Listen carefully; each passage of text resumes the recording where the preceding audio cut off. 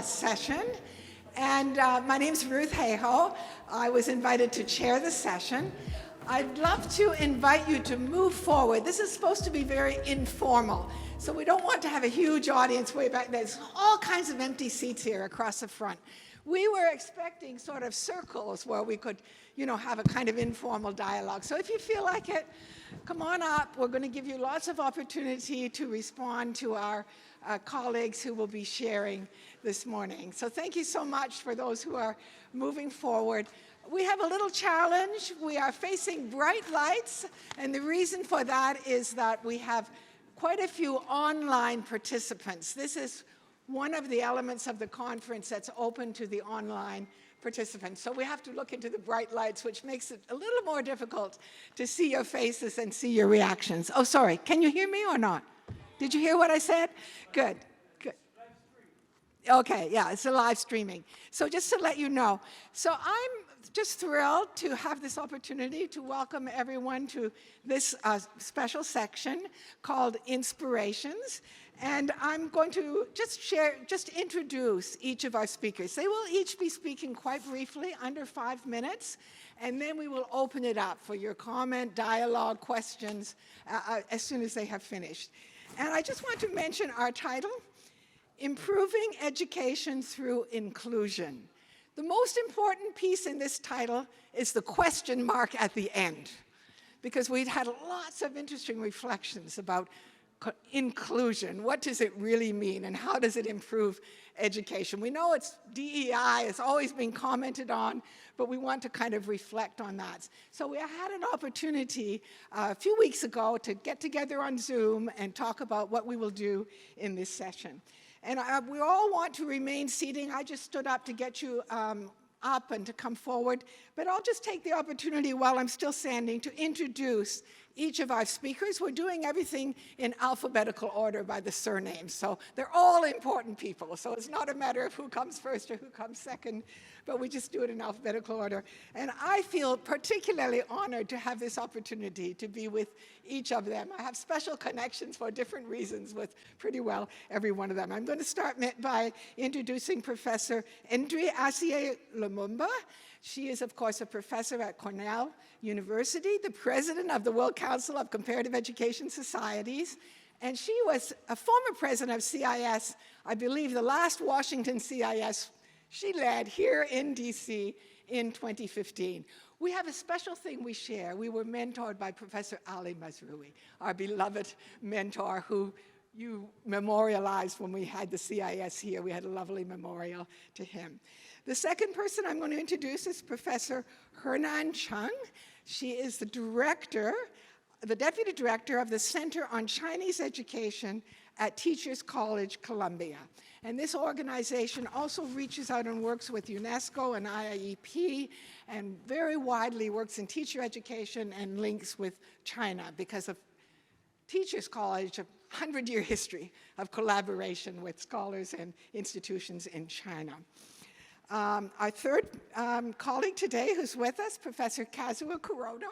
You can see him here, professor in the Graduate School of Asia-Pacific Studies at Waseda University in Japan. He chairs the Research Standing Committee for the World Council of Comparative Education Societies, and he was the doctoral student of Professor Assié-Lumumba. So we have some deep connections here that are quite lovely to see. And he is also executive director of Japan's Comparative Education Society. And then next we have Professor Gerard Postiglione. I don't want to hide him here. Many of you know him, also been very active and a leader in CIES, coordinator of the Consortium of Higher Education Research in Asia at the University of Hong Kong. We've known each other and cooperated for about 40 years, I think, right? A very long time. We both went out to Asia around the same time. Maybe I was a couple of years earlier. And then finally, we have Professor Axel Rivas, Dean of the School of Education, the Universidad de San Andrés in Argentina, a senior advisor for UNESCO Latin America, and president of the National Council of Education Quality.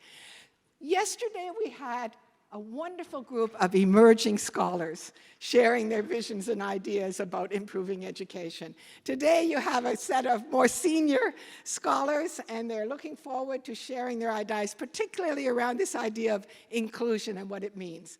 And what we're going to do is give each of them 5 minutes. We're following the alphabetical order, as I said. And then we're looking forward to your dialogue, your comment. This is not meant to be a report. This is a challenge. This is supposed to be an inspiration. So please be ready with whatever you want to respond, whatever question you want to raise, after each of them has spoken for about 5 minutes. We're going to let them sit down to be comfortable, and I'll sit down now, and really make this a dialogue rather than a very formal session, even though the setting is a little bit formal for us. So thank you, everyone, and we'll start with Andrés.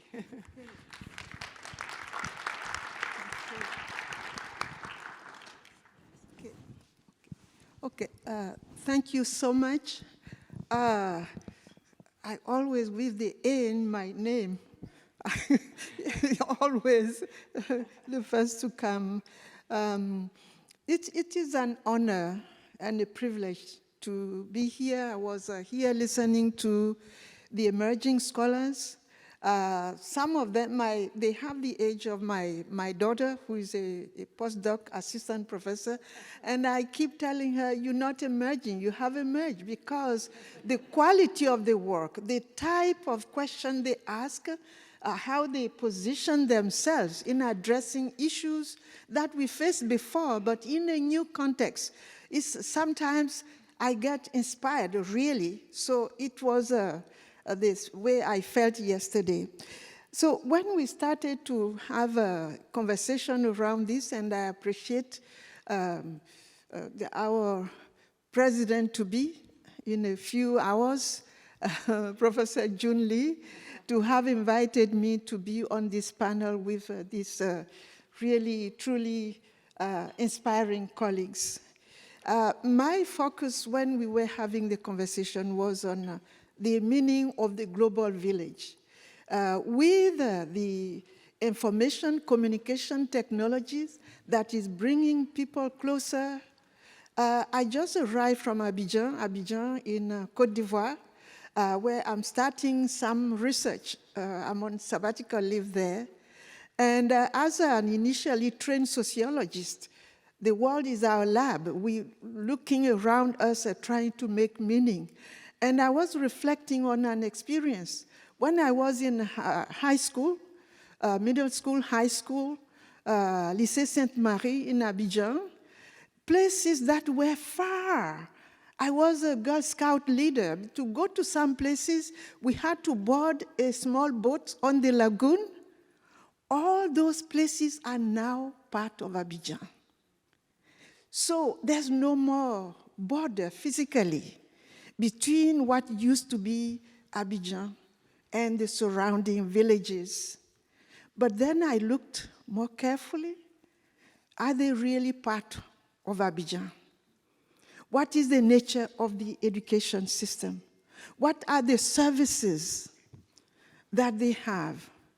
What are the possibilities for those, the domestic workers who are needed in those big, luxurious houses, but who don't live there and need to live not too far to provide the services? What schools their children go to? So my initial question, I started to give some meaning to it. What is the nature of this global village? And what role can comparative education, or education in general, and comparative education play in giving a substantive meaning to being part of a village? How can we lower the, the walls, not physical, but the psychological walls coming from the colonial context? In villages where colonial schools were built, they didn't build fences, but the fences were thick psychologically. You know when you're crossing the border between the community and the school. You know who has access to the space where the school was located. And the children were the ones who on a daily basis were traveling literally between two worlds, the world of the school connected to the global world and their communities that were not considered as of the same level. So then, how do we, comparative education, how do we manage to play our role? The question, I think my time is up soon, but the question I was asking, we were discussing other issues, why is that we're still where we are? It's because every social institution has been playing its role in reproducing the inequality, and the education system has been central in that reproduction of inequality. And comparative education, the way it started, where those who know, those whose knowledge is valued, go to study the others. Are we ready now to allow the others to come also study, to share their knowledge? I was on a panel this morning about marginalized epistemologies.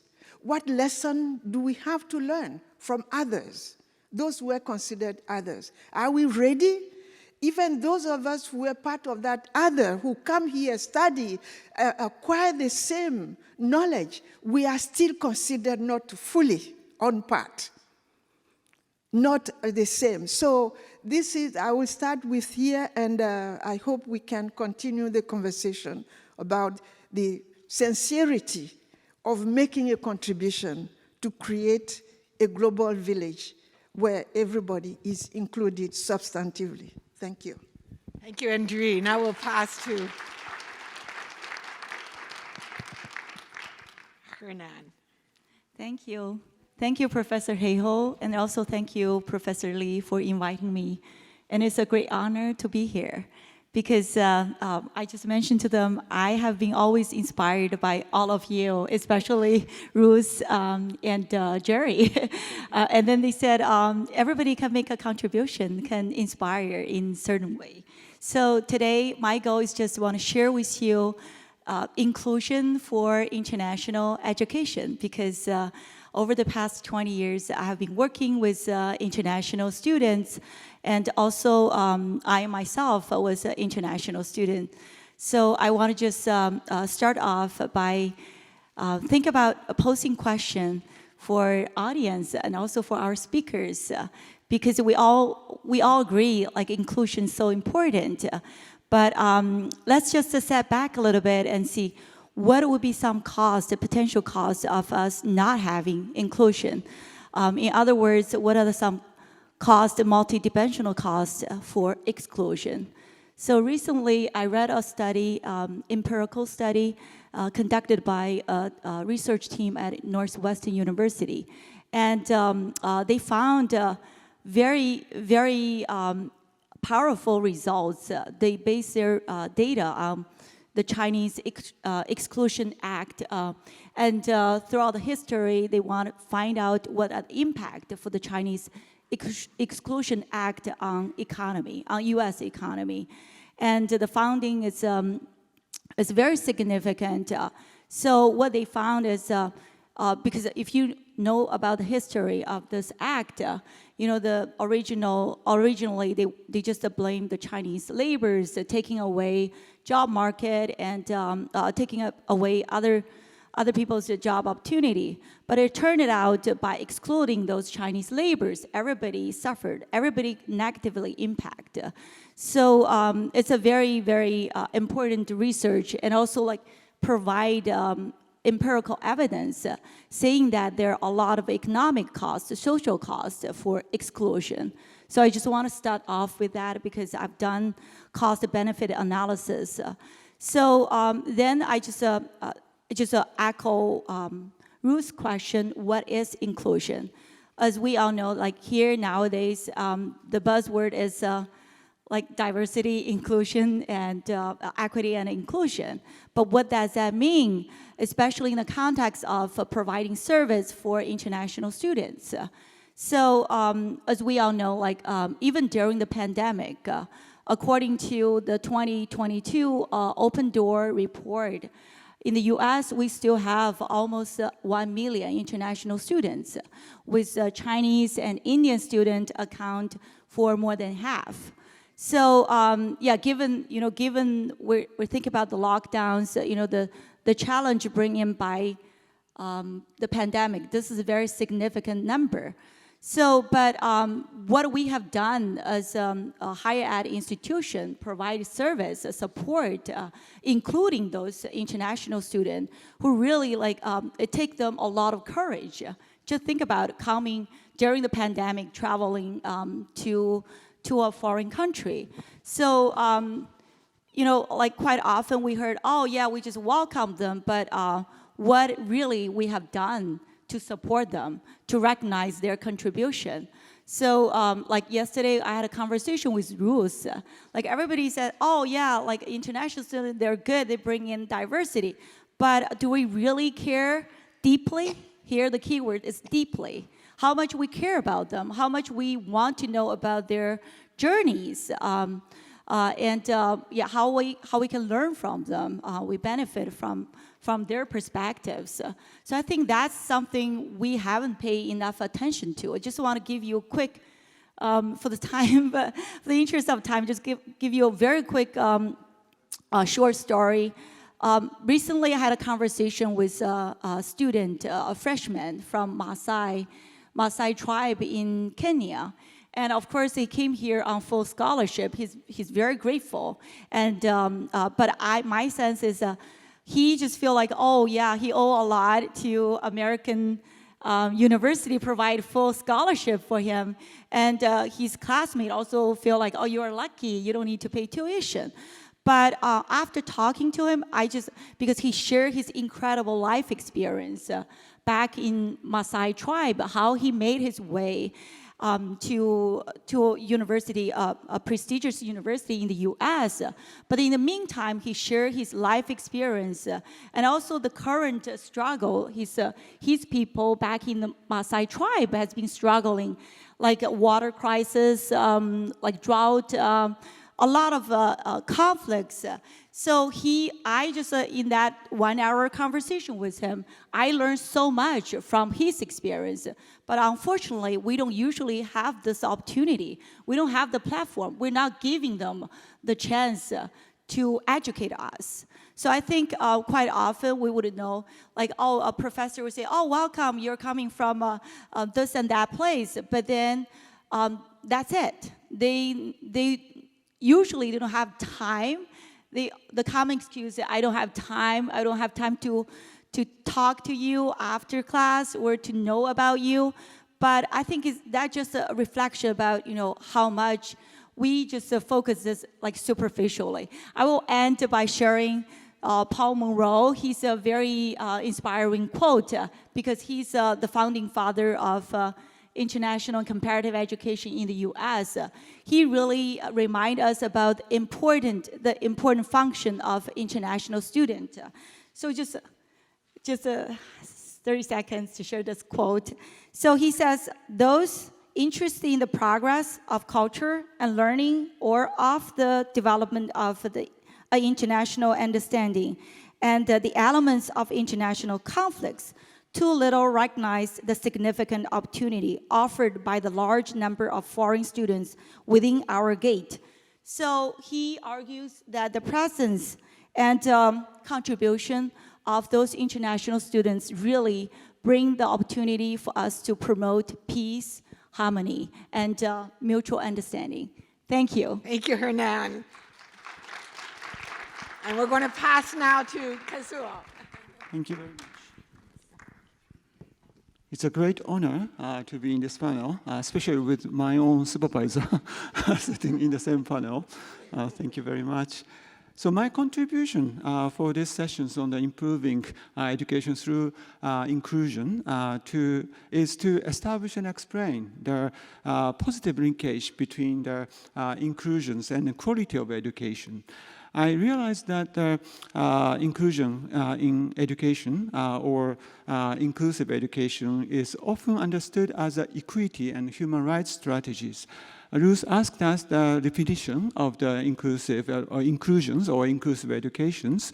And then I always go back to the Salamanca statement that was adopted by the World Conference on Special Needs Education in 1994, which literally actually launched the concept of inclusive education internationally. And they said, that's why I need actually this computer. The regular schools with these inclusive orientations are the most effective means of combating discriminatory attitudes, creating welcoming communities, building an inclusive society, and achieving education for all. So inclusions and inclusive educations was suggested to be contribute not only to establish the equity of education, but also to construct the equitable and inclusive society in general. However, the Salamanca statement also stated that, moreover, the inclusive schools provide an effective education to the majority of children and improve the efficiency and ultimately the cost effectiveness of the entire education systems. This implies that the inclusion or inclusive education is regarded not only as the equity and quality, equity and human rights strategy, but also as the quality learning strategies. However, this assertion can be controversial as there are consistent resistances and criticisms against the dumping students with disadvantages and with disabilities in regular classrooms and supporting the disadvantage or disabilities-based education, special educations. So also in reality, many assumes that the diversity created in the classrooms and schools may be a problem for teachers for maintaining quality of educations. So then we have important research questions for us comparative educationists, whether inclusions damages or promotes quality of education. In the process of integrating the inclusive education's concept in the educational policies of many countries in the world, especially after the Convention of the Rights of the Persons with Disabilities was adopted by the United Nations in 2006, many empirical comparative education studies were conducted to examine the linkage between the inclusions and the quality of educations represented by the learning achievements. And they have generally found that there are positive relationships, and they become good evidences for educational policies for inclusions. And then also, there are persuasive explanations that inclusions is regarded as improving and enriching the quality of education in a way that diversity created in the classrooms and schools would stimulate all the students to prepare them for their future living in the diversifying world. So learning from one another and then embracing diversity. However, again, if it is so, we also need to identify what are the enabling factors to link them, the inclusion and quality of education positively or improving education through inclusions. So that is another important research topic for us comparative educationists, because there are a variety of forms of inclusions and diversity in the different cultural or international context. I personally think that the role and capacity of the teacher are significant for making inclusive practices of education to be positively linked with the quality of education. However, that is again just based on my own cultural background or limited research context. So we comparative educationists need to investigate further how improving education by inclusion happened in the different international settings and the context so that inclusion can even more promoted international and then national educational policies. That's my points to make. Thank you very much. Many thanks to Kazuo for all that sharing. Now we're going to go to Jerry simply because we're following alphabetical order. So Jerry will be next, and then our final speaker will be Axel this morning.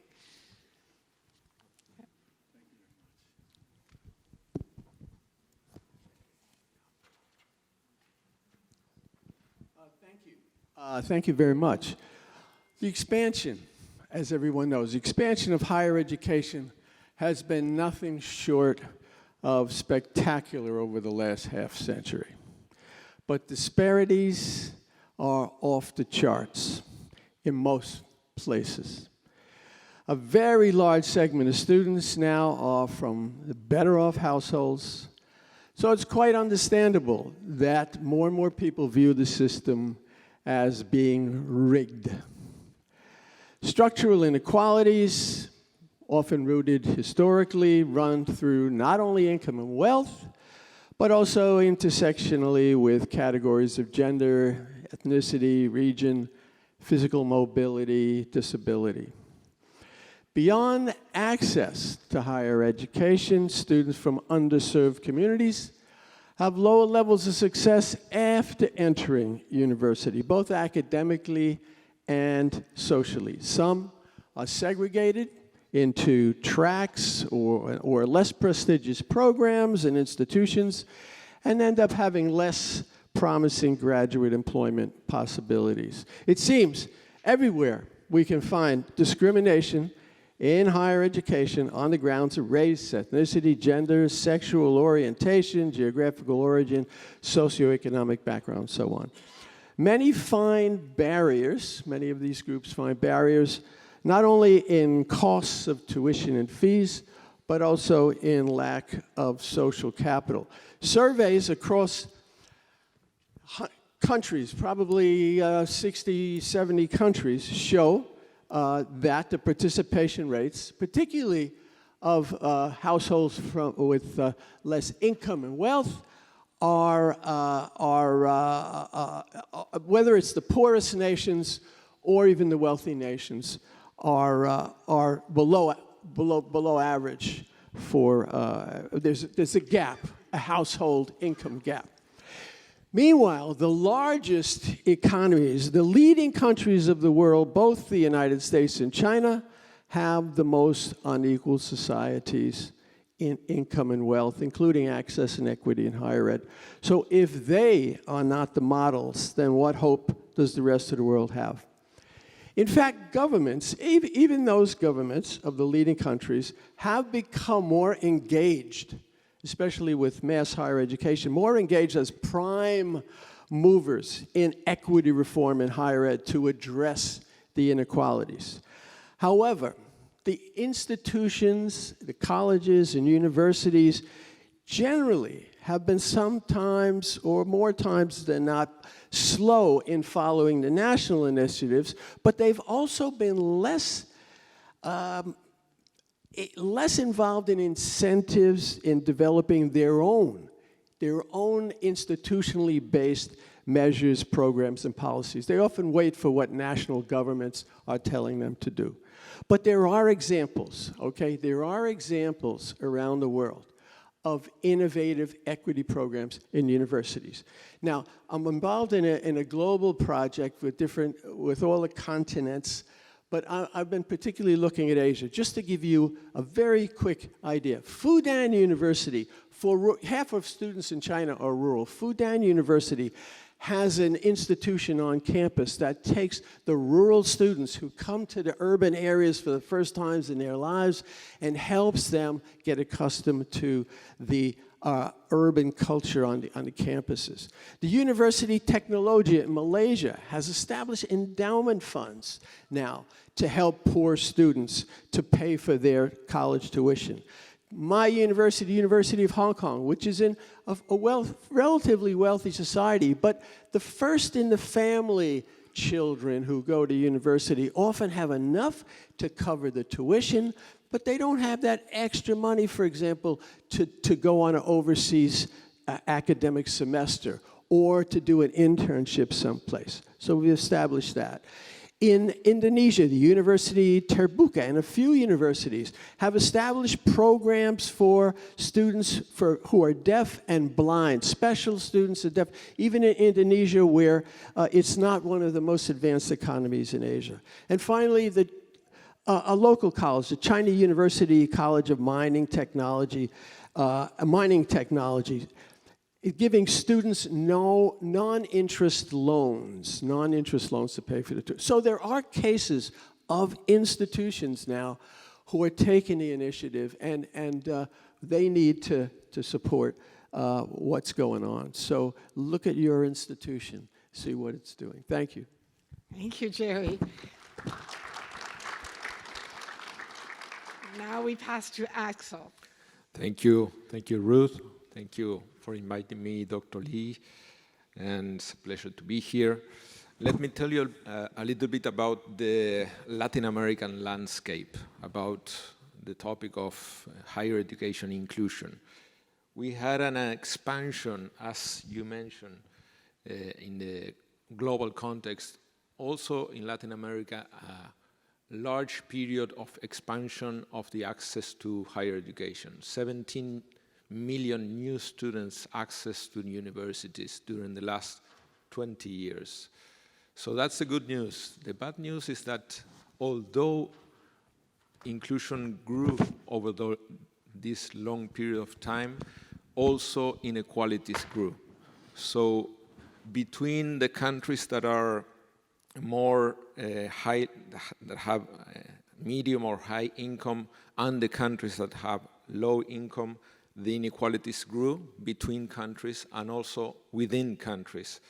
The rural population, the indigenous population, the Afro-descendant population in these countries went into the universities more but less than the higher income or the more advantaged populations. So we have a problem of segregation, of inequalities, and also we have a tendency of growing into disparity. Universities in Latin America are growing into a more heterogeneous map of different possibilities and quality. There are many circuits, low-quality circuits, that promote access but have the cost of a low standard quality education. And for example, let me just give you 54% of the students in Latin America go to private universities. Many of them are low-quality private universities. For example, in Brazil, taking into consideration our sector, education, right now 60% of the teachers that are being trained in Brazil are going through complete processes of online education. So most of the future Brazilian teachers are going to be educated online. So this is a big challenge. So it's not only inclusion, it's the quality of the inclusion. And at the same time, we have many paradoxes in Latin America. For example, we have countries that have very democratic, open access to the universities, such as Argentina, my country, in which we have no fees. Public universities are free. But although it's very open, we have very low graduation rates. So almost less than 10% of students that are enrolled in universities in Argentina finish up graduation. So it's not only about access, it's also about supporting students, and that brings us to more complex questions that are not only related to financing the opportunities of access. It's also about the culture of institutions that are in a way created for the elites. It's about the structures of student support, well-being. It's also about pedagogies and about the way we teach and the way we support students throughout their career. So in this way, I think that comparative education is key to understand the complexities of different education systems, such as we try to do in Latin America, to understand underlying invisible rules that are barriers to inclusion. Thank you. Thank you, Axel. So I think we've heard some very passionate accounts of issues of inadequate inclusion, perhaps we could say, from basic education through special education, quite a lot on higher education. When we were having our discussion, we were thinking, is it about inclusion bringing into where we are, or is it about listening to the excluded and opening up and moving out and creating more space? So we now want to open up to all of you. We're going to take 3 or 4 questions and let panel members respond to them. You need to know we're looking into very bright lights, so whoever would like to give a comment, if you want to address it to one of the panel or more generally, please just take the opportunity now, and I'll try to see you clearly. I hope we have microphones out there for people that are, I think perhaps Felix is helping us with that. So who would like to first make a comment or raise a question on any of the points that has been shared by our distinguished panelists? If none of you are jumping up, I'll let them address each other. Oh, we've got one there. Good, very good. If you could identify yourself, that will be helpful. Yes, hello. My name is Haijun Kang from Kansas State University. First of all, I want to say thank you to the panel for opening my eye so that I know inclusion in education is not just about inclusion. There's some different aspect to it, different dimension to it. I appreciate that. So I guess my question is, because I teach non-traditional student, mainly adult student. So we cover one topic in my class, which is why a lot of people choose to participate in education, and there are some others who choose not to participate. So my question is, talking about inclusion, we're not only talking about those people under our assumption that they are willing to participate, but there are no resources for them to participate. We also need to take into consideration of those people who choose not to participate, and what can we do to help them to go to a different route and to reach their goals. So I guess that's my question is, inclusion, how can we include those who choose not to participate for whatever reasons? Thank you. That's a very good question. We'll let the panel just keep it in their minds, and we'll allow 2 or 3 more questions before we get answers. Thanks so much.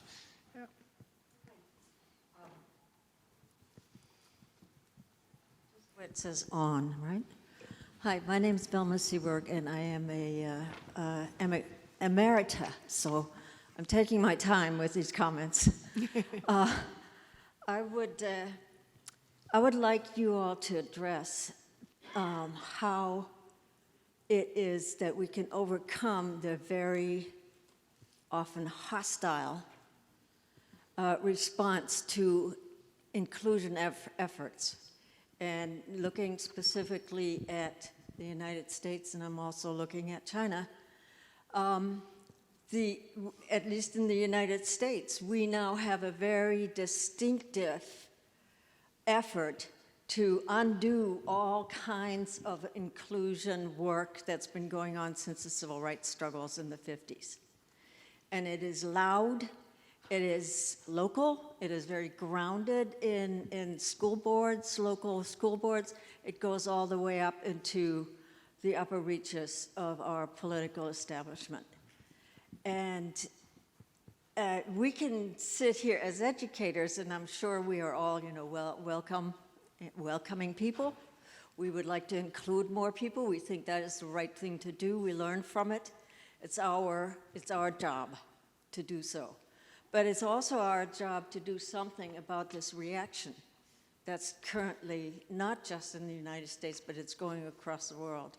And I wonder if you could take a minute to address how we can make inclusion, once again, the cool thing to do, and not you're taking something from me, you're stealing my spot, kind of an attitude, if you could address that. Thanks, Velma. I think this is something many of us are very concerned about. And so I'll just let the panel think about how to respond, and maybe we'll just take one more. James, yeah. Oh, sorry. Oh, okay. Sorry, James. Let this lady go first, and then you. That's fine. All right, thank you. My name is Sohan. I'm a PhD student from the University of Cambridge, so across the pond. And I'm thinking about the question about improving education through inclusion. And I guess my main interest is we've been talking a lot about inclusion in terms of students and people who are receiving education. But I was wondering if we could talk a little bit more about inclusion within the educators, within the people that make up faculties in higher education departments. I'm thinking of this in the context of the UK, where there are 23,000 professors, and of them there are only 55 Black women professors. So how can Black students be supported when there is so little representation within our faculties themselves? So yeah, how does inclusion look like from the side of educators? Who are the educators that we need to include better, and why are they not being supported?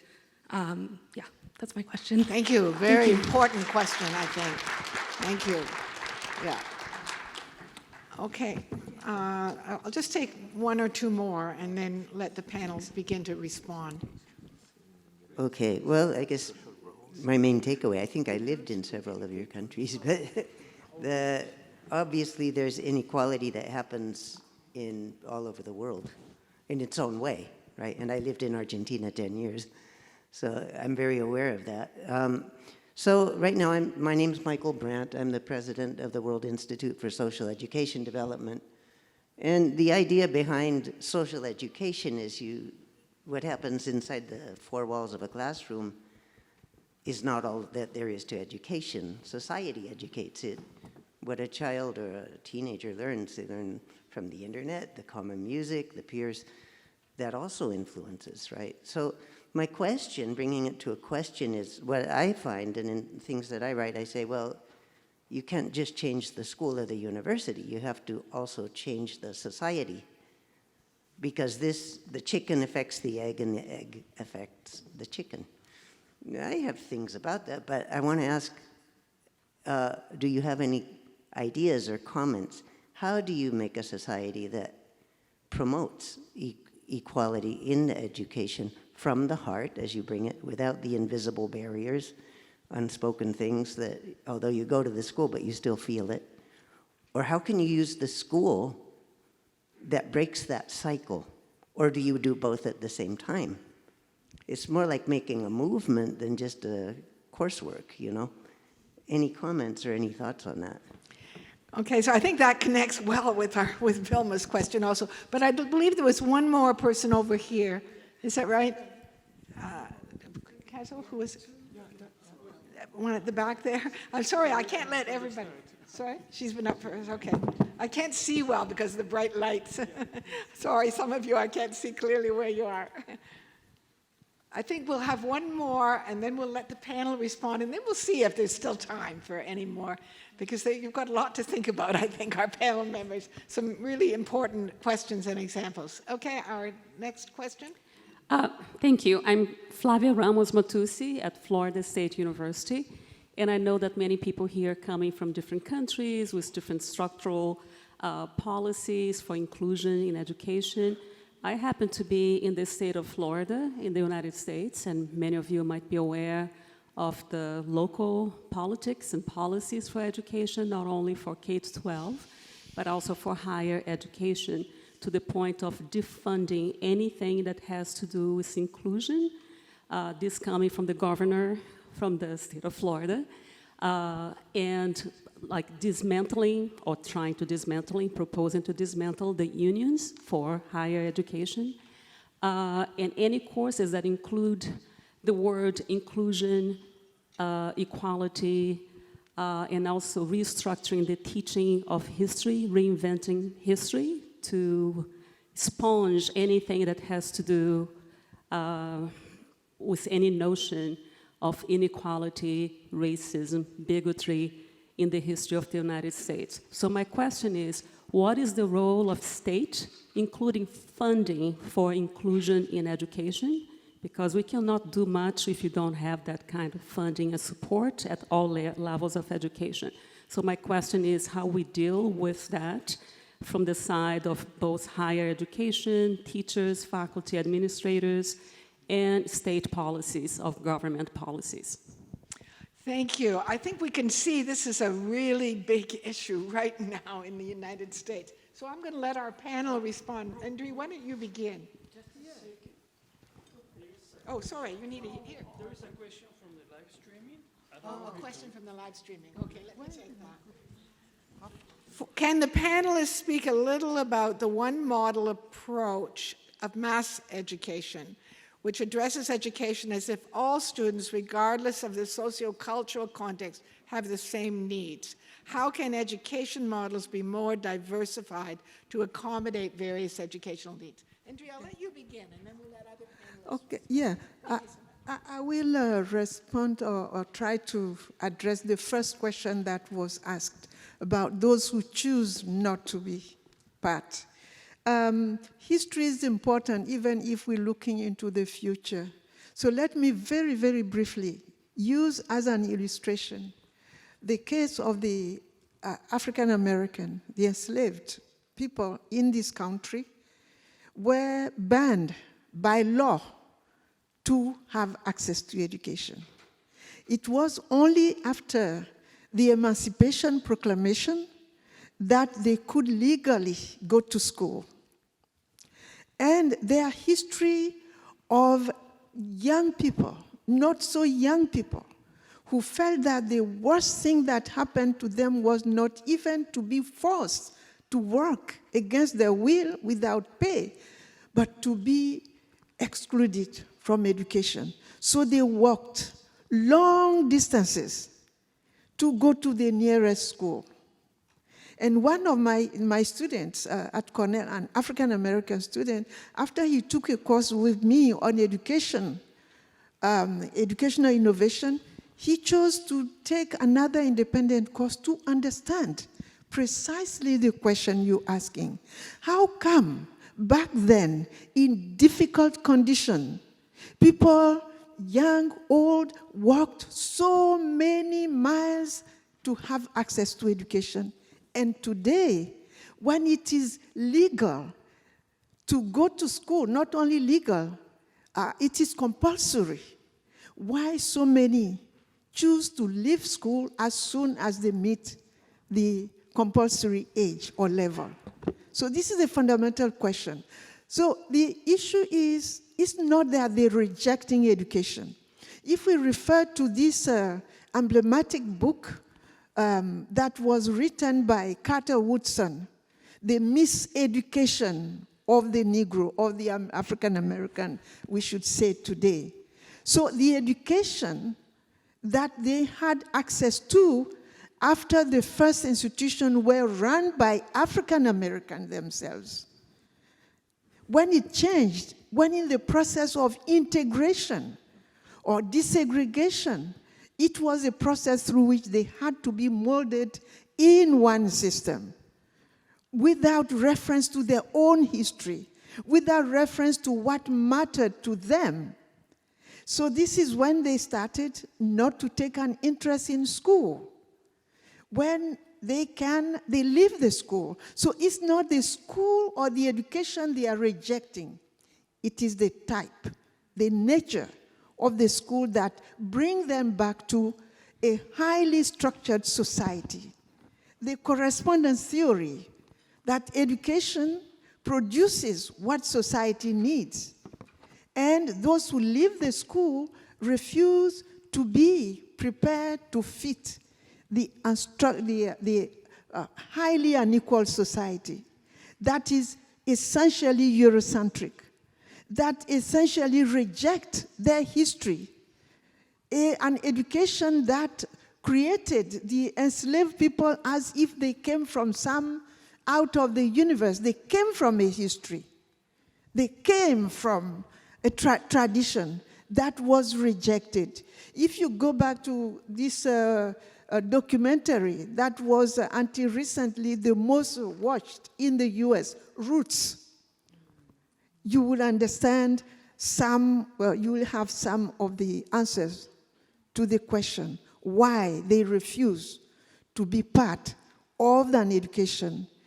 Briefly, I did a study myself a few years ago comparing different countries using international statistics, and I found that at the time, countries were that were so-called developing, the correlation between socioeconomic status and education was negative. It means the lower the socioeconomic status, the higher the achievement, the higher the drive to study. While in countries of the West, the so-called advanced countries, the correlation between education, the value for education is clearly positive, meaning the higher the socioeconomic status, the higher the drive to succeed. Because in those categories think that the game is over. The minute you're born in a particular social group, no matter how hard you try. So that's one of the reasons why some choose not to be part of it. Not because they're rejecting education, but they're rejecting the nature of education that is offered to them. Thank you to Andrés for that very passionate response. This is Black History Month in the U.S., so it's so important to hear that. There were several other questions. Who else would like to? Is it okay? Henan, you want to? Okay. To the second question. Thank you. Thank you. I can quickly respond to the second question, the hostile attitude. So yeah, I totally agree with you. We see a lot of not only resistance, but the hostility, especially people talk about in Florida. But here, I think one of the main reasons for people to resist is, yeah, of course, because we're ignorant. We don't know why this is important. As I just mentioned, I shared with you about the costs of exclusion. Right, so things we don't want to have a lose-lose situation. If we can turn into the win-win situation, that's I think we need to educate people on that, because if we exclude any a group from the society, and we'll see the consequence. That also explained, right now we're facing this sharp increase of targeted violence. We all know about, as an Asian community experience a lot of these targeted violence over the last few years. And the cost is very high, and also radicalization, polarization, it all pose a great threat on security and to peace. So, I mean, if we tell people and convince them the other way, the alternative, is really not an option, is really destructive, I think probably we can change their attitude. And I believe that's the way to go. Thank you. So may I go next? There are two terms opposite terms of the inclusive education. Can you guess that? Of course, one of them is the exclusions, of course. But the other term is the segregations. So inclusion is not only about the excluded people, but also actually included people too. Because we know that the exclusions and segregations reproduce the social classes historically built. So that's why I think we need to really introduce the inclusive education or inclusion concept in the educations. That's what I want to actually address, one. And then the second comment is about, because I talked basically about primary or secondary or basic educations, about the relation between the quality and inclusions. But also because our fellows talked about higher educations. Jerry actually talked about the Asian higher education responding to inclusions, and then that's wonderful. But they are doing this actually only for the just, because it's a just things to do.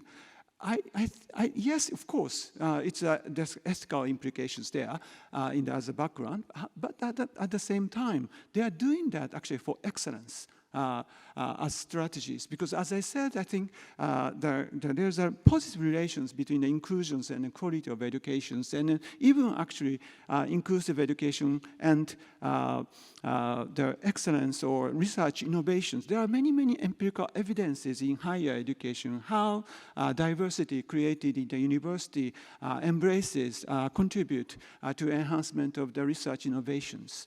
And in the management sciences, there are also many empirical evidences that diversity created in the workplace actually can be really productive and then innovative. So that's why I think it's that concept of the relating the inclusive educations or inclusions with the quality innovations, positive things is very important, I think, when we address the inclusive education in the policies of education. Thank you. Thank you so much, Axel. So I think this whole point about enrichment through integration, which goes way beyond simply inclusion on equity basis. Axel, do you want to make a comment or two? Just to take, I think it was the third question about the role of educators within our universities, and I think it's a very important question. I think we should be an example for the rest of our universities in terms of combining merit and inclusion, to work within those two different parameters at the same time, to work towards justice and science at the same time. And we sometimes look away in this regard because we have a challenge. Many of our students drop out as well as in the rest of our universities, so we should be the example. Probably we can start by thinking, how can we help the least advantaged students of our classroom? We are very proud sometimes of supervising students that are the best ones, but we should also be proud of supervising the worst students and to bring them to another future, to bridge the gap. We are the first ones that should give the example. Thank you. And we'll finally let Jerry give his thank you very much. I don't know what to say, except that the questions were the right questions. They were very good questions. And let me just make 3 points. One, for those of you who are talking about Florida or the hostile situation in the schools in the US, I have to say that this populism doesn't really play very well in most of the Asia-Pacific region. I think people are confused and it doesn't, it sounds like it's a little bit way over the top for most people. Now that's just a cultural difference and so on. And maybe, in fact, because I know in Europe the populist movement is very similar, but maybe it's coming to Asia, but it's not there now. But the real questions are, what can we do and how can we, because the situation has become, the disparities are growing, the inequalities are growing, it's clear. And why are they accepted as much as they are? And the only thing the other day I was listening to, Steven Pinker, the psychologist at Harvard University, and he's really bringing out that the world has never had as many literate people, has never had as many people in higher education, has never had as many people living to the longest ages, to longevity, has never had the kind of health care, and so on. So, it's this kind of view, and he has the hard data that the globalization has reduced poverty and so on, and I think that's part of it.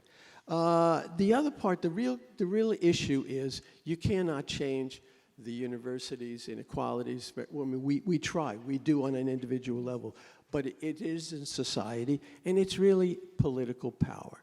It's organizing through unions. Someone mentioned unions, I think. I mean, that's the way it happens. And I think we're moving in that direction. Thank you. Thank you so much, Jerry, and each of the panelists. I feel as if we are a kind of family here in CIES, and I hope each of us go away today and think about what action can we take in our context. We may feel we don't have a lot of power, but I've heard a lot of passion. both from the panel and also from the questions. So let's go away and ask ourselves, what can we do? And thank you so much, all of you, for being with us today for this panel. Thank you.